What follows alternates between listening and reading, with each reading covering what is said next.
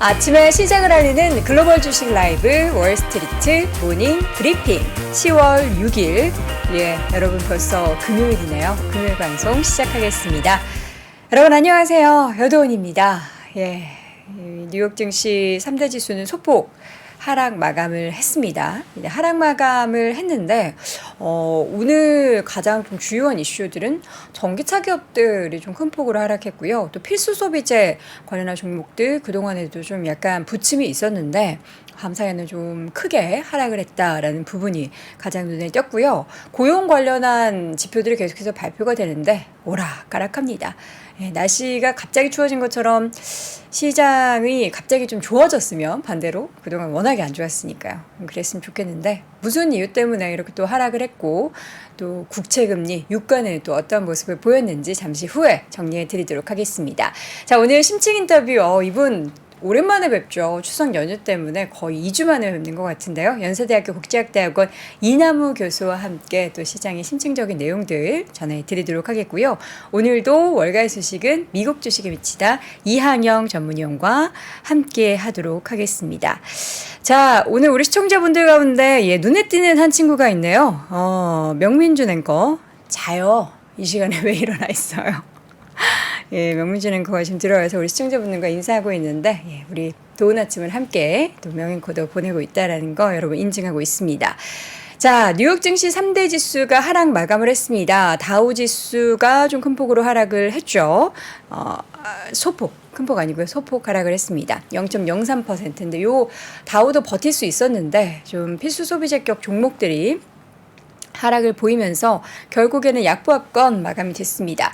나스닥 지수도 0.12%, S&P 500 지수도 0.13% 하락을 했고요. 국제유가가 연이틀 하락세를 보이면서 배럴당 80달러 초반선으로 WTI 기준으로 내려오고 있습니다. 어제는 5% 하락을 했고요. 오늘 밤 사이에는 간밤에는 2% 가까이 하락을 하면서 WTI 기준 82달러선 기록이 되고 있고 금값도 계속해서 조금씩 더 하락하면서 온스당 1830달러 중반, 그리고 달러 인덱스 같은 경우에도 이제 어제는 107을 넘어섰는데 조금은 진정되면서 106선을 기록하는 모습이 나타났습니다. 이 가운데 지수가 약간 주춤주춤한 것에 대해서는 이유를 고용 쪽에서 잡고 있더라고요. 고용 보고서가 이제 발표가 하루 앞두고 있는 가운데 이제 곧 발표가 되죠. 이 가운데 나왔던 어제 나온 ADP 민감 보고서, 그리고 오늘 밤사이에 나왔던 신규 실업수당 청구 건수는 여전히 고용은 탄탄하다를 시사를 하고 있습니다. 지난주 청구된 신규 실업수당 청구 건수가 20만 7천 건이었습니다. 역사적으로도 계속해서 낮은 수준을 유지하고 있고요. 전주보다는 2천 건 늘었다고는 하지만 시장이 예상했었던 예상치보다는 하회했습니다. 크게 벗어나지는 않았지만 어쨌든 계속해서 하회하고 있다는 거. 그래서 고용 시장이 여전히 탄탄하다. 이런 것들이 시장을 계속해서 조금 올라가는 그 상방에 좀 하락 압력을 가하고 있는 상황이고요. 국채 금리 그래서 어떻게 됐나 봤더니 10년물 조금은 진정되고 있습니다. 조금 진정되는 여전히 좀 부담스러운 수준이 유지가 되고 있는 상황이고요. 여기에서 그나마 조금 시장의 우호적인 분위기를 만들었던 것이 이제 샌프란시스코 연은 총재 메리 데일리의 발언이었습니다. 뉴욕 이코노미 클럽에서 미국의 통화 정책이 제한적인 영역에 진입을 했고, 그리고 최근 국제 수익률이 상승함에 따라서 연준이 더 이상 금리를 인상할 필요가 없을 수 있다라는 내용을 발표를 했습니다. 그러니까 이제 추가적인 금리 인상에 대해서는 우리도 이제 거의 목끝까지 왔다, 턱끝까지 왔다 이렇게 생각을 하는데, 중요한 건 이제 인하에 대해서 내년도 한 4번 정도 우리가 인하를 기대했는데 2번 정도, 그러니까 이 고금리의 상태가 상당 기간 좀 오랜 시간 유지될 것이다에 대한 부담감이 있는 거죠. 또 어쨌든 추가적인 금리 인상 더 안 해도 된다라는 발언이 시장에는 조금은 긍정적으로 영향을 미친 그런 상황이 연출이 됐습니다. 자, 그럼 종목별 움직임은 어땠는지 바로 맵을 보도록 하겠습니다. 빅7 종목들은 전체적으로 좀 봤을 때 혼조를 보였습니다. 마이크로소프트 0.13% 상승, 애플은 0.72% 올랐고요. 반면 구글과 메타는 0.2% 소폭 하락, 아마존도 0.82% 하락을 했고, 전기차 관련한 종목들이 전반적으로 좋지 않았어요. 테슬라는 0.42%, 그리고 다른 자동차주도 포드, GM, 특히 GM의 주가가 2% 하락했는데 뭐 자동차 관련해서는 이번 파업 때문에 비용 증가 나타나고 있다. 당연히 뭐 예상됐었던 수준인데 이런 내용들 발표가 되고 있고요. 그리고 전기차 업체 리비안 같은 경우에는 대규모 전환사채 발행 소식이 전해지고 있죠. 전기차 기업들 전환사채 발행 얘기 계속 나오는데 이 여파로 주가가 23% 가까이 하락을 했고, 신차를 공개했던 루시드 같은 경우에도 7% 하락, 그리고 뭐 중국 관련한 전기차 기업들도 함께 하락하는 모습이 나타났습니다. 자, 그리고 지금 우리나라 일라일릴리 대표가 방한을 했다고 하죠. 뭐 여러 가지 뭐 인터뷰 소식도 전해지고 있는데, 이제는 그 주사제로 우리가 지방이 아니고 비만 치료제 지금 주사를 하고 있는데, 요거 먹는 거 개발하겠다. 먹는 거 곧 출시하겠다. 연내는 아니었고 내년이었나요? 출시하겠다. 뭐 이런 얘기도 나오고 있습니다. 그리고 비만 치료제뿐만 아니라 이제 먹고 나서 요거를 이제 멈추면은 다시금 요요 현상이 발생을 하는데, 요거 없애는 그런 것도 개발하겠다. 아, 정말 혁신적인 그런 비만 치료제가 될 수 있을 것 같은데요. 일라일릴리 주가는 1.89% 올랐고요. 존슨앤존슨, 머크, 유나이티드 헬스그룹, 파이자 등의 종목들의 상승도 나타났습니다. 존슨앤존슨 같은 경우에는 RBC에서 우수한 등급을 이제 존슨앤존슨에 부여하면서 이제 커버리지를 시작했습니다. 그러면서 주가는 소폭 올랐다. 이제 추가적인 존슨앤존슨의 잠재력에 대한 언급을 했다라고 하고요. 또 이 밖에 에너지주들은 좀 혼조를 보였습니다. 국제유가 연이틀 하락 속에서 엑스모빌은 2% 하락했고요. 반면 쉐브론의 주가는 0.53% 이 가운데 반등을 했습니다. 마라톤 같은 경우에도 주가는 0.28% 전일의 하락에서 좀 반등 소폭하는 모습이었고요. 가장 크게 하락한 게 요 이제 가운데 보이시죠? 필수 소비재 가격 종목들이었습니다. 월마트의 주가는 1% 정도 하락을 했고요. 요 아래에 있는 코카콜라, 펩시, 되게 종목들, 몬스터 베버리지도 그렇고요. 이쪽이 좀 많이 하락을 했는데요. 유독 빨간불이 좀 짙죠. 코카콜라가 4%대 후반, 그리고 펩시코가 5%대 하락을 했는데, 이게 이제 오늘만 이렇게 하락을 한 게 아니라 그동안에도 좀 계속된 하락으로 2021년 12월 이후에 코카콜라는 최저치를 기록을 하는 모습이었고요. 펩시코 같은 경우에도 올해 지금 주가가 한 10% 하락했다고 하는데, 그것에 비해서는 하루 동안의 하락이 좀 깊었죠. 이런 필수 소비재 가격의 종목들 하락을 한 부분에 대해서는 잠시 후에도 저희가 자세하게 말씀을 드리겠고요. 그리고 컨스텔레이션 브랜드라고 이제 와인 주류 관련한 기업인데, 요 판매가 전년 같은 기간 대비해서 14% 감소를 했다라고 합니다. 그러면서 이런 이제 주류 판매도 조금 부진을 겪고 있다라는 부분들이 언급이 되고 있는 상황이고요. 바로 옆에 있는 이제 컨텐츠 관련한 종목 중에서 디즈니의 주가가 1.8% 반등을 했는데요. 디즈니 관련해서는 오늘 밤새 새로 나왔던 내용들 보니까 디즈니 월드, 랜드 요 어린이 입장권 할인을 하겠다. 요 예고가 전해졌습니다. 당장은 아니고요. 10월 말부터인가요? 좀 할인을 해서 내년쯤에 사용을 할 수 있게 하는 그 내용들이 발표가 됐는데, 이게 매출에 과연 영향을 얼마나 줄지, 이게 장사가 잘 안 돼서 할인을 하는 건지, 왜 어떤 이유로 프로모션을 하는 건지 모르겠지만 어쨌든 이런 새로운 소식이 전해지고 있다라는 부분 함께 확인해 보시면 좋을 것 같습니다. 개별 종목 가운데 하락한 종목 몇 가지 또 보자면, 청소용품 업체 중에 클로록스라는 기업이 있었는데요. 분기 적자를 기록할 것으로 예상을 하면서 주가는 5%대 하락을 했고요. 앞서서 이제 뭐 펩시나 코카콜라도 곧 실적 발표가 예정돼 있는데, 요 실적에 대해서 좀 부정적인 전망이 나오고 있는 것 같습니다. 그리고 델 테크놀로지스 같은 경우에는 매출 전망에서 AI 관련한 그 실현이 조금 더 시간이 걸릴 수도 있을 것이다라는 우려 나타나면서 주가는 1%대 밀렸습니다. 또 대표적인 섹터 여러분들도 항상 궁금해하시는 반도체 쪽 보면 약간 혼조를 보였습니다. 엔비디아의 주가는 1.47% 올랐으나 지금 AMD 1% 하락세 보였고요. 인텔이나 퀄컴은 약보합권 정도에서 마감이 됐고, 마이크론 테크놀로지의 주가는 1% 상승을 했습니다. 그리고 전반적인 금융주들의 움직임은 견조했고요. 이 밖의 섹터들은 좀 혼조를 보이는 모습이 나타났습니다. 자, 여러분들 저렇게 필수 소비재 쪽에 저렇게 하락한 거에 대해서 또 어떻게 생각하시는지도 궁금하고요. 전기차 종목들의 좀 계속된 하락, 물론 이제 뭐 테슬라가 큰 폭으로 하락하진 않았지만 계속해서 전환사채 발행 그리고 신차 발표에도 불구하고 주가가 꺾인 것에 대해서는 또 어떻게 생각해야 될지 잠시 후에 자세하게 이야기 나눠볼 텐데요. 잠시 후 심층 인터뷰는 연세대학교 국제학대학원 이남우 교수와 함께 다시 돌아오겠습니다. 네, 월스트리트 모닝 브리핑 함께하고 있는 시각 6시 이제 41분 막 지났고요. 이번에는 연세대학교 국제학대학원 이남우 교수 함께합니다. 교수님 어서 오세요. 네, 안녕하세요. 궁금한 게 너무 많아가지고 제가 그래요? 일부러 오늘 시황을 되게 빨리 했어요. 교수님, 미국에서 비만 인구가 얼마나 되는지 아세요? 그 인구 좀 전에 그 구성 뉴스 대비해서요? 얘기해서. 예. 되게 많을 것 같은데. 우리가 보통 이제 미국 놀러 가면 네. 뉴욕이나 보스턴, LA, 샌프란시스코 가잖아요. 네. 그러니까 이 동부랑 서부의 네. 해안갑. 근데 여기는 되게 사람들이 그 많이- 전문직이 많아서 이렇게 그쵸. 피트한데 중부를 가면 비만 인구, 그러니까 미국의 거의 인구의 반. 그러니까 네. 실제 그러니까 통계를 보면 적게는 미국인의 20%, 많게는 40%가 비만이라고 하고 거의 네. 반이 과체중이다. 그쵸. 그래서 이제 우리는 뭐 비만 치료제가 얼마나 필요할까? 우리 매일 근수를 달지 않습니까? 대한민국 국민들은. 그러니까 그 정도로 한국 사람, 일본 사람은 근수. 되게 예민한데. 네.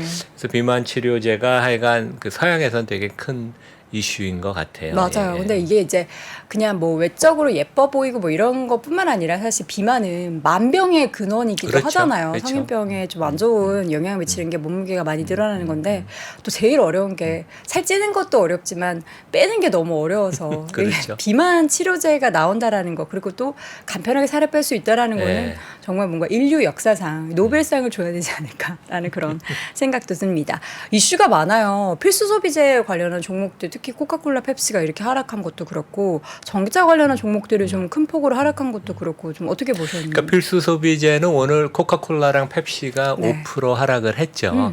근데 이제 크게 보면 지금 7월 말 이후로 시장이 한 7, 8% 조정을 받았습니다. 네. 그런데 필수 소비재가 그보다 조정을 많이 받았고 제가 특별히 좋아하던 헐시라는 초콜릿 만드는 회사는 주가가 어마어마하게 올랐는데 지난 한 두세 달 사이에 주가가 20% 이상 빠졌어요. 네. 그러니까 오늘 코카, 펩시 빠진 것도 그거의 일환인데 이러한 그 탄산음료 회사랑 펩시는 스낵을 또 만들어요. 뭐 초콜릿도 뭐 스낵의 일환이죠. 근데 지난 한 2, 3년 동안 가격을 어마어마하게 올렸습니다. 그러니까 소비자들이 부담을 느끼는 거예요. 그쵸. 그래서 요즘 월마트 장사 잘 되는 거랑 마찬가지로 이러한 그 브랜드가 뛰어난 제품들은 가격을 너무 많이 올려서 소비자들이 부담을 느끼니까 월마트나 코스트코의 PB 브랜드로 하향 조정을 트레이딩 다운을 지금 해요. 그래서 이제 실적에 대한 우려가 좀 있는 것 같아요. 그러니까 일단 그래서 이제 밸류에이션도 20배 중반에 되던 게 지금 다 20배 초반, 20배, 21배, 22배로 밸류에이션도 내려왔거든요. 금리가 오르면서 그 필수 소비자는 성장주는 아니지만 안정성 때문에 밸류에이션이 높았는데 이제 그 부분이 내려왔죠. 예. 이러한 영향이 과연 또 이제 얼마나 지금까지도 주가 하락이 좀 나타났는데 얼마나 더 영향을 미치게 될지가 좀 관건이 될 것 같은데 어쨌든 실적 발표도 예정돼 있기 때문에 그 실적 나오면은 실질적으로 정말 많이 얼마나 줄었는지 그리고 향후에 또 발표되는 가이던스 부분도 잘 체크를 해 보셔야 될 것 같습니다. 전기차 기업들 많이 하락했어요. 그러니까 어제 뭐 테슬라는 상당히 그래도 뭐 잘 버텼는데요. 약보합인데 우리 아마 서학개미 분들이 여전히 꽤 들고 계실 텐데 리비안이 올해 전반적으로 주가가 좋았습니다.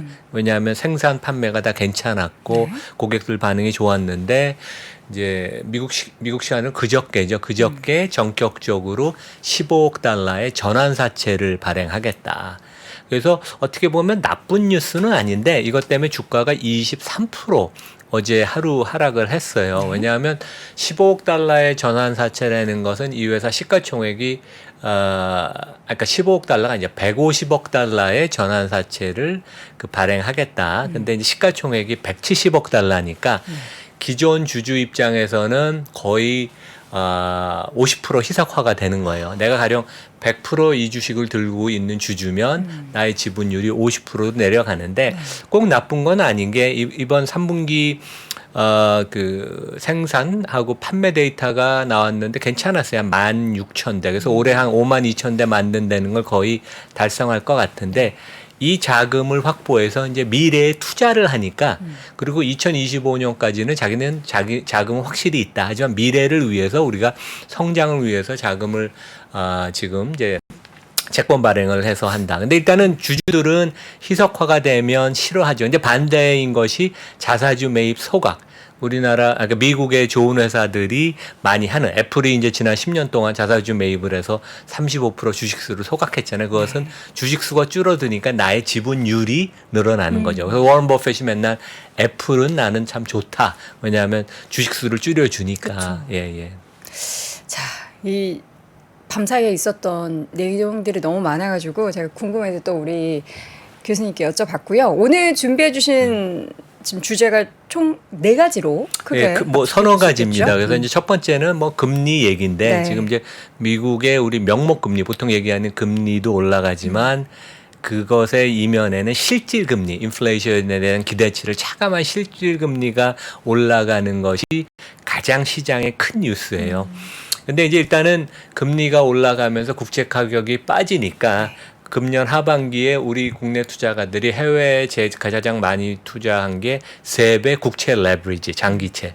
근데 3달 사이에 44%가 빠졌다고 합니다. 그래서 국내뿐만 아니라 해외에서도 ETF, 국채 ETF에 지금 환매가 엄청 이어져요. 그래서 아마 채권의 수급이 좀 더 악화된 면이 이제 있고, 최근에 이제 베테랑들이 다 이런 얘기를 해요. 이거 실질금리 이제 2%에 올라온 건 우리 정상이다. 이거 당연한 그 노멀로 돌아온 것이고, 제가 이제 2주 전에도 그런 얘기를 했는데, 이제 그 결과 주가의 밸류에이션이 지금 이제 퍼 기준으로 한 18배로 와서 어느 정도 적정한 수준으로 내려온 건 같습니다. 그리고 우리 투자가들이 걱정하는 2022년이 재현되는 거 아니냐. 제가 보기엔 그럴 가능성은 거의 없다고 생각을 합니다. 네.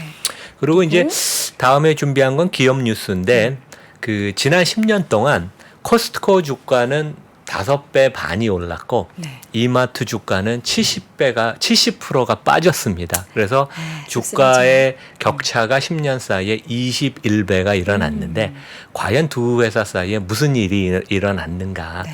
그래서 이제 이마트 부회장님이 엄마한테 요즘 많이 혼나고 있습니다. 그 5가지 이유를 제가 영상으로 어제 올렸는데 그 얘기를 드리겠습니다. 어떻게 보면 이제 이게 미국 기업과 한국 기업의 거버넌스의 차이.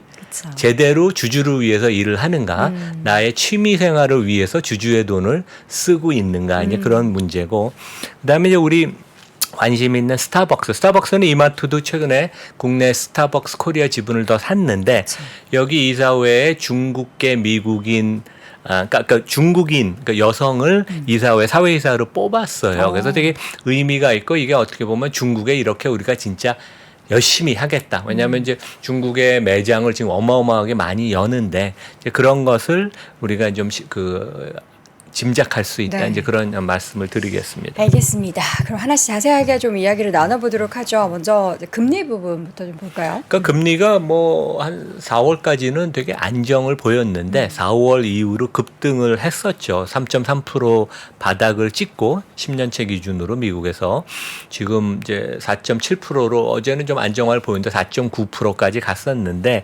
가장 큰 문제는 이제 인플레이션에 대한 우려. 이게 3% 정도에서 그냥 고착화되는 게 아니냐. 연준이 원하는 2%로 내려가는 게 어려운 게 아니냐. 그것뿐만 아니라 재정 적자가 심화되는 거. 지금 대한민국도 이제 우리 재정 적자가 최근에 이번 정부가 이제 허리띠를 쫄라매지만 너무 많은 이제 채무가 최근에 증가를 해서 이제 부담을 느끼는데 미국의 재정 적자가 올해만 해도 2조 달러가 예상이 돼요. 어느 정도냐면 우리나라 한 해 GDP보다 큽니다. 대단히 큰 금액이고 작년보다는 2배 늘은 규모고 GDP의 8%. 근데 이제 문제는 앞으로도 2033년까지 재정 적자가 계속 심화가 될 것이다. 이제 네. 무슨 의미냐 하면 국채를 계속 더 많이 발행해야 된다는 얘기고 공급 물량이 늘어나니까 그 채권 가격에 이제 압박을 가하는 거죠. 금리가 높을 수밖에 없고 정부는 또 이자 이제 고금리 상황에서 이자 부담이 되고 민간 부분은 이제 정부가 채권을 많이 발행하면 크라우딩 아웃이 돼서 자금이 좀 빡빡해지는 그러니까 약간 악순환에 이제 이것을 이제 끊어야 되는데 이번에도 이제 공화당 내에 반발파가 있었던 것도 이것에 대한 이제 반발 이런 것들도 좀 있었던 것 같아요. 예. 그 얘기가 나와서 그런데 지금 하원 의장 후보로 트럼프도 거론이 되고 있다면서요. 아 그래요? 그래서 정말 하고 싶은 사람이 없나?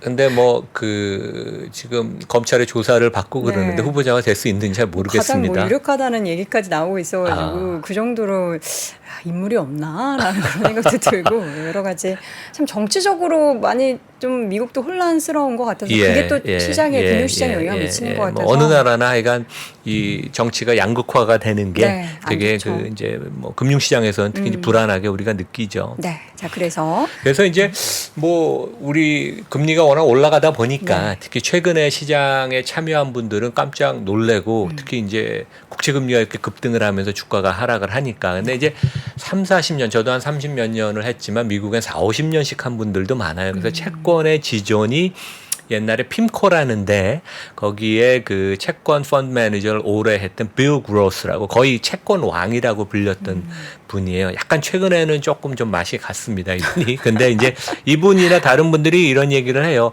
최근에 금리 상승 전혀 놀랍지 않다. 이제 정상, 노멀로 우리 가는 중이고 과거 2008년부터 2021년 초저금리 상황, 특히 실질금리가 마이너스였던 상황은 비정상이었기 때문에 우리가 그것이랑 비교하는 건 잘못됐다. 그리고 이런 얘기를 한 분도 있어요. 지난 50년 동안 여기 이제 화면 좀 띄워주시죠. 네. 지난 50년 동안 실질 금리는 평균 2%에서 2.5%였기 때문에 여기 이제 보면 1972년부터 10년 단위로 구간인데 실질 금리가 한 2에서 한 2.5% 되기 때문에 우리가 노멀한 수준으로 가서 이렇게 보시면 될 것 같아요. 실질 금리가 한 2에서 2.5%고 인플레이션이 2에서 한 3%면 그 다음에 이제 그 장기채에 대한 텀 프리미엄을 주면 한 5% 정도 금리가 어떻게 보면 이상하지 않고 정상으로 간다. 그래서 뭐 이런 얘기를 최근에 이제 미국에서 아주 그냥 베테랑들은 많이 하고 있습니다. 네. 자, 이 가운데 우리나라 이제 서학개미 투자자분들 그리고 뭐 동학개미 투자자분들도 마찬가지고 ETF 투자 중에서 국채 ETF 투자를 여전히 좀 많이 하고 있죠. 저는 이 뉴스 보고 좀 깜짝 놀랐어요. 이게 일간지에 나왔던 내용인데 네. 보여주시면 금년 하반기에 우리 국내 투자가분들이 해외 주식이나 유가증권 중에 가장 많이 산 게 5천억 이상 산 게 디렉시온 데일리 20년 이상 미국 국제 세배 레버리지 ETF. 그다음에 이제 3위가 그다음에 미국 국채 이것도 iShares 그 블랙록이 하는 거겠죠. 그래서 이쪽에 투자를 많이 했는데 지난 3개월 사이에 40% 이상. 왜냐하면 이제 채권이라는 거는 안정성을 놓고 우리가 투자를 하는 건데 물론 세배 레버리지긴 하지만 40%가 폭락을 해서 깜짝 놀랐을 거고 미국에서도 얘기 나오는 게 채권 ETF에 돈이 엄청 최근에 몇 년 동안 많이 들어갔는데 미국도 개인들이 이런 손실을 보면서 놀라서 작년에 이제 손실 보면서 놀랐는데 올해는 괜찮지 않겠냐 했는데 이런 손실이 나니까 채권 ETF에서 자금의 유출이 이어지면서 채권을 팔 수밖에 없는 그런 이제 악순환. 근데 이제 우리가 투자를 할 때 내가 그 투자하는 기업이나 어떤 그 상품을 사면 거기에 깔려 있는 리스크를 우리가 알아야 되거든요.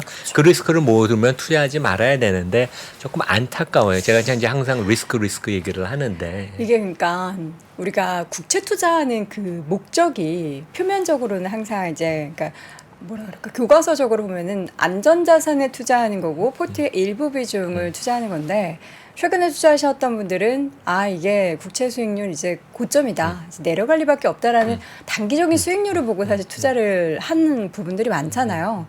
그래서 또 이런 좀 손실에도 더 크게 놀란 게 아닌가라는 그런 생각도 좀 그러니까 제가 들어요. 3, 40년 경험에 의하면 주식 시장의 방향을 맞추는 게 오히려 쉽지 장기적으로 우상향을 하니까 네. 채권 금리 그다음에 특히 환율을 알아맞히기가 진짜 어렵습니다. 엔화도 난리가 났는데 그 엔화로 된 미국채 장기물 투자하는 분들도 꽤 많았었거든요. 근데 저는 그때 당시에 들었을 때는 그래 뭐 엔화도 이 정도 수준이면 진짜 바닥인 거고 국채 수익률도 높으니까 언젠가 내려가고 올라가겠지 생각했는데 이게 몇 개월 사이에 전혀 제가 오히려 더안 90년대 좋아지니까. 중반에 JP모건 홍콩에서 소니를 커버했어요. 일본 네. 기업을. 근데 맨날 수익 추정이 틀렸는데 그 이유는 우리 이코노미스트가 항상 옌 달러를 거꾸로 해서 그러니까 그만큼 이 그 월가의 지존 같은 이코노미스트들도 환율 특히 이제 이번에 뭐 유가도 전문가들 되게 많이 틀렸거든요. 그래서 매크로 변수에 베팅하는 그런 금융 상품은 꼭 권하지 않는다. 이제 그런 말씀을 드리겠습니다. 알겠습니다. 자, 그래서 지금 지수가 많이 좀 하락을 했는데 그래서 시장에서 유일한 좀 좋은 지표 중에 하나가 밸류에이션 매력이 좀 내려왔다라는 거 아닌가라는 생각이 좀 들어요. 그러니까 제가 7월 말에 미국 주가가 조금 단기 조정, 큰 하락은 아니지만 이제 그 커렉션 조정 받을 수 있다는 얘기를 했는데 이제 그때 밸류에이션이 퍼 기준으로 20배가 넘었어요. 그래서 좀 과도한데 주가가 한 8% 정도 하락을 하고 고점 대비 기업 이익에 대한 그 전망치는 최근에 괜찮습니다. 그래서 퍼가 한 18배까지 내려와서 그리고 제가 다음 페이지에 보여드리겠지만 기업 이익이 괜찮은 것 같아요. 그리고 기업들이 AI, IT에 대한 투자를 꾸준히 많이 해서 어느 정도 확신이 있는 것 같습니다. 경영진들이 내년에 기업 이익이 웬만큼 괜찮다는 걸. 그래서 작년 같은 2022년 같은 폭락 사태는 이제 없을 것이다. 그런 말씀을 드리고 다음 페이지 보면 이게 이제 구글과 그다음에 메타의 광고 부문의 성장률이에요. 근데 두 회사 다 거의 매출의 대부분이 광고에서 나오는데, 디지털 광고, 온라인 광고가 괜찮아요, 최근에. 그래서 작년 4분기에 바닥을 찍고 증가율 기준으로는 메타는 4분기에 광고 증가율이 한 20%를 훌쩍 넘을 걸로 보이고, 물론 이제 작년이 안 좋았기 때문에 이제 기저 효과도 있는 것 같고, 구글도 한 10%에서 15% 성장은 기대가 된다. 그래서 기업들 실적, 그러니까 그동안은 특히 구조조정을 많이 해서 최근에 보면 뭐 메타 같은데 일했던 분들 얘기 들으면 엄청 그 구조조정 인원을 많이 내보내고 나와서 진짜 회사가 효율성 중심으로 돌아간다고 그럽니다. 그러니까 그런 건 되게 좋은 것 같아요. 그래서 내년에 뭐 만만치는 않겠지만 매크로가 역시 역풍이 계속 있고 그렇지만 기업 이익들은 웬만큼 버텨줄 것 같기는 합니다. 네. 그리고 또 선거 예정돼 있으니까 또 그 이벤트에 따른 디지털 광고도 또 늘어날 거라는 또 기대감도 그렇죠. 가져볼 수 있을 것 같습니다. 자, 저희 썸네일 보고 너무 웃었는데 예, 이마트와 코스트코를 오늘 좀 비교를 해 보도록 할까요? 그렇죠. 네. 그러니까 진짜 저도 놀란 게 약간 두 회사의 실적의 차이, 주가의 차이는 있을 줄 알았지만 정확하게 코스트코는 10년 사이에 주가가 443% 올랐어요. 10년 사이에. 예? 그러니까 5.5배. 그 다음에 이마트는 70% 하락을 했습니다. 그래서 두 회사의 10년 사이에 주가의 격차는 21배. 그래서 이제 여기 나와 있는 이마트의 정영진 부회장님이 9월 20일 날 이제 신세계그룹이 전격적인 인사, 지금 연말 시즌도 아닌데 대표이사의 그룹 대표이사의 40%를 교체하는 실질적으로 한 70-80% 교체했다고 그 전문가들은 보더라고요. 그래서 엄마한테 이명희 회장님한테 많이 혼나고 있는데 그 5가지 이유 제가 이제 영상을 어제 올렸습니다. 근데 저는 되게 심각한 문제라고 생각하는 게 우리 기업 부채들이 많이 늘었다 그러는데 이제 이런 경우 때문에 늘었어요. 대주주들이 본업이 아닌 취미 생활을 위해서 차입을 하고 그래서 와이너리 사고 골프장 짓고 그다음에 야구단 운영하고 적자 다 나는데 되게 그 주주들한테 진짜 안 좋은 것입니다. 근데 이제 여기 이제 이명희 회장님이 뭐 경영의 달인이다. 그리고 이제 부친이신 이병철 회장이 막내딸의 탤런트를 되게 아꼈다. 그래서 신세계그룹이 되게 좋았죠. 근데 이제 이분이 일선으로 물러났다고 많이 얘기를 하지만 이번에 그 정영진 부회장이 자기의 오른팔인 그 이마트 쓱싹닷컴의 강혜석 대표가 전격 해임이 됐습니다. 임기가 많이 남았는데 끝까지 해임을 반대했다 그러는데 이제 어머니가 그 이마트뿐만 아니라 신세계 대표이사도 갈았거든요. 그래서 이제 큰 문제가 있다. 위기 상황이라고 그 인식을 한 것 같고, 그다음에 이제 이사회 이 약간 거버넌스, 저는 이제 학교에서 가르치니까 이제 이런 걸 보면 제대로 절차를 밟았냐, 주주 권리가 제대로 보호가 되느냐. 근데 이 강희석 대표이사가 이마트 이사회 의장인데 스스로 셀프 해임을 한 거예요. 그러니까 어떻게 보면 이명희 회장이랑 정영진 부회장 둘 다 이사회 멤버가 아닌데 이게 공식적인 절차를 거쳐서 이게 된 건지, 이제 그런 것도 제가 좀 이렇게 약간 걱정이 돼요. 뭐 왜냐하면 다 항상 모든 것은 제대로 절차를 밟아야 되는데. 그래서 여기 이제 보시면 그 이마트와 그림 띄워주시죠. 그 다음에 신세계 그룹은 정용진 그 부회장 한 50대 중반쯤 됩니다. 그 다음에 여동생 50 정도 된 정유경 총괄사장이 각각 18% 지분을 갖고 운영을 하는데, 양쪽 다 이제 CEO가 전격 교체가 됐고, 이명희 그 그룹 회장의 약간 뭐 좀 신복이라고 할 수 있는 기획실장, 그런 오래 그룹 관리를 하던 분이 이제 겸임을 하는데, 각 공통적인 문제가 있어요. 뭐 자회사 상장이 됐든 안 돼 있든 과다한 부채를 일으켜서 4천억이 넘는 대한민국 7성급 골프장. 여기는 와인 그 코킹 차지만 해도 코키지가 15만 원입니다. 그러니까 보통 3만 원이 금물 아닙니까? 여기 가면 사람이 안 보이는 그런 골프장. 그다음에 네. 와이너리를 저는 이제 너무 고가에서 최근에 못 마시는데 네. 쉐이퍼라고 나파에서 최고예요. 그거를 작년에 3천억에 인수하고 2개 와이너리를 더 인수하고, 그다음에 뭐 그 야구단을 한 고가를 주고 인수를 하는데 지금 이제 적자가 나죠. 근데 네. 최근에는 경영에 바쁘지 않은지 그 KBO 방문해서 항의도 하고 직접 인플루언서로 활동을 많이 하시니까요. 네.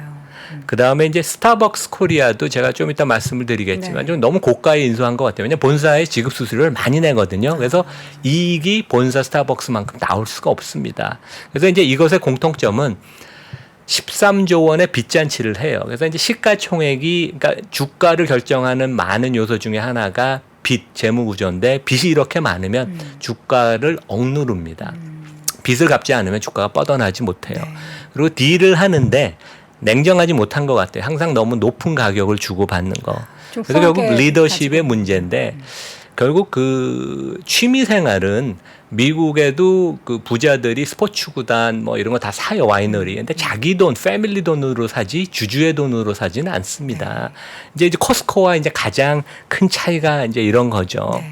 그래서 이제 국내에서 보면, 제가 이제 코스코 얘기는 다음에 말씀을 드리겠지만, 그 이마트의 가장 큰 문제는 수익성이 낮은 것도 있어요. 코스트코는 영업이익률이 4%. 왜냐하면 리테일러는 마진이 안 높아요. 그러니까 회전을 하는 장사지 수익성 갖고 하는 장사는 아니거든요. 그래서 코스트코는 마진이 4%, 이마트는 1%. 근데 여기서도 차이가 나지만 자산 회전율, 그러니까 무수익 자산이 너무 많기 때문에 이마트는 자산이 회전이 안 돼요. 그래서 이마트는 33조 자산으로 30조 원 매출을 창출하는데 마이너스 10조 15원 전만 있으면 됩니다. 근데 코스트코는 90조의 자산으로 340조 원을 창출해요. 그러니까 이 리테일러의 비즈니스 모델은 회전율, 턴오버 장사인데 그것과 완전히 거꾸로 하고 있다. 그래서 이제 코스트코는 지난 10년 동안 연 18% 주가가 상승을 했고 1년 동안 16%, 5년 동안은 연 20% 꾸준히 계속 상승을 합니다. 그러니까 진짜 주주를 위해서 몸집을 가볍게 그 본업에만 포커스를 하죠. 근데 이제 코스트코가 ROE가 높은 비결은 그 뛰어난 자산 회전율, 몸집을 가볍게. 여기 이제 ROE를 이렇게 분해해 보면 그 회전율이 보통 우리가 총자산 회전율이라는 게 여기서 보면 매출액 대비 총자산의 배수인데 3.3배. 그러니까 이제 신세계 같은데, 이마트 같은데 이게 1배나 1배 미만입니다. 이제 우리나라의 대표적인 기업들의, 대기업들의 이제 문제점이죠. 그래서 이제 엄마한테 이 부회장님이 혼나는 이유가, 첫 번째 나파밸리 최고의 와이너리를 3천억을 주고 인수한 후 올해 또 2개를 더 인수했습니다. 금액은 모르지만. 두 번째는 거의 그 장부가 4천억이 잡힌 7성급 골프장을 지어서 이거는 이제 신세계 건설의 자회사로 지금 부킹이 돼 있죠. 여기다 아마 적자인 것 같고 고가의 야구단을 그 인수해서 여기도 작년에 170억 적자를 냈습니다.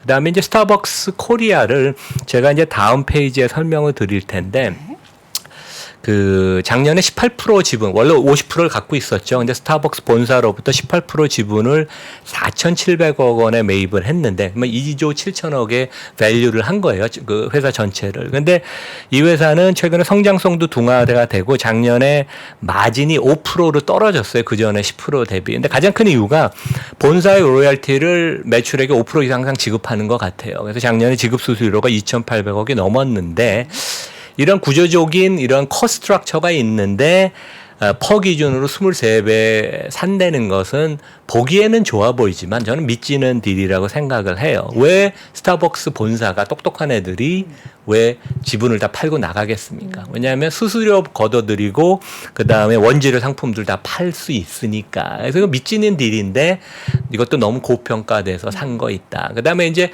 이베이 코리아 G마켓은 아직 이게 실패했다고 보기는 어려워요. 그렇게 얘기하는 사람도 있죠. 왜냐하면 보통 인수하면 통폐합하는데 시간이 좀 걸리니까. 하지만 그것도 좀 고가에 산 것은 맞다. 그래서 이제 어떻게 보면 내 돈과 경영자가 주주의 돈은 딱 그 구분을 해서 이제 그 손을 대면 안 되는데 주주의 돈, 특히 주주의 명의로 차입을 해서 나의 취미 생활을 하는 것은 대단히 우리나라 거버넌스에 있어서 문제가 있고 시장이 시그널을 주는 거죠. 주가를 폭락을 시키니까. 그래서 상당히 이제 한 대표적인 사례인 것 같습니다.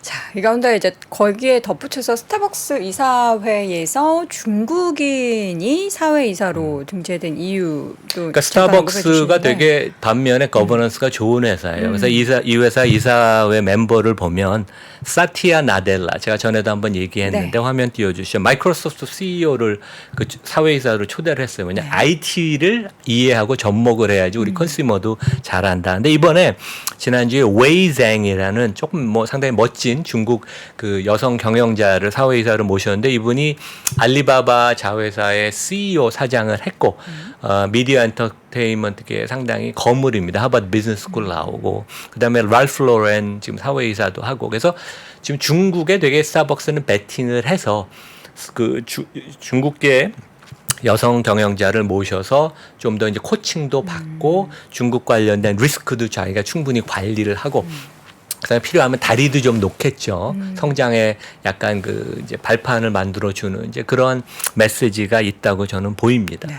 지금 스타벅스는 중국 법인을 뭐 분사한다 뭐 이런 얘기도 이렇게 스물스물 나오긴 하던데 그래도 이렇게 좀 근데 좋게 뭐 평가를 그게 받더라고요. 지금 스타벅스가 미국이나 유럽은 성장이 지금 요즘 주춤해서 중국의 그 매장을 뭐 한 10시간마다 하나씩 오픈한다고 그러잖아요. 그러니까 1년에 한 500-600개 여니까. 네. 그래서 과연 뭐 그럴지 모르겠습니다. 왜냐면 그 성장에 대한 익스포저를 갖고 싶어 할 테니까. 네.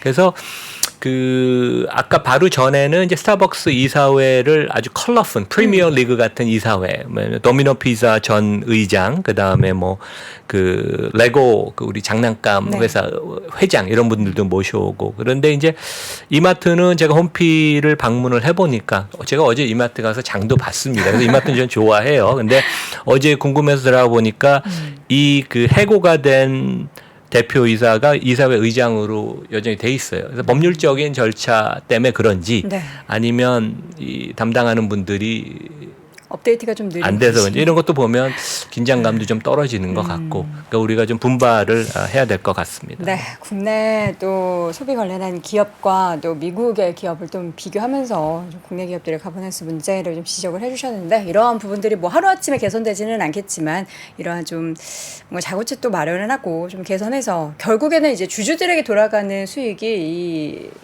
경영에서도 나오는 거 아니겠습니까?